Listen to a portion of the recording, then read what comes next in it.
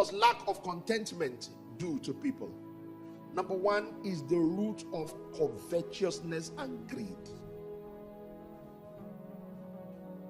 When you see people say, the reason I did what I did was because I didn't have this. If only I had it. Go and find out from those that have. Covetousness, which is lack of contentment, will make a married man.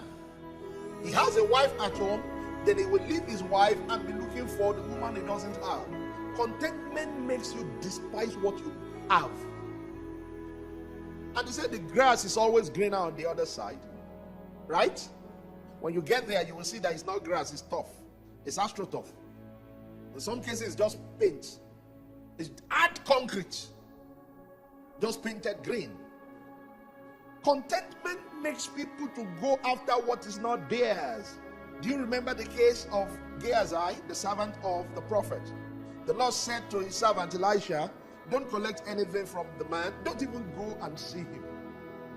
Covetousness said to Gehazi, if you follow this prophet, you will die a pauper.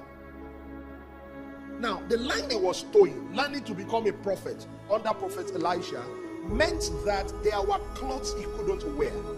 Meant that there were things he couldn't use by the nature of the prophetic office. Okay, the priest had theirs, the prophet had theirs. There was a way they looked like, particularly coming from the lineage of Elijah. You know, when you follow Elijah, there were things you just look somehow. Okay, so Gehazi in that lineage had things he could never wear. But guess what he did? Lack of contentment. He went after Naaman. When he met with him, he said, my master said. So he went into lies. Lack of contentment leads to covetousness and greed, which then makes us to begin to tell lies.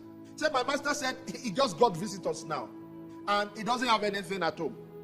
Embarrassing his master. He said, if we can get some of those things that you were going away with. And when he got them, he hid them before his master came. That's what lack of contentment can do in our lives.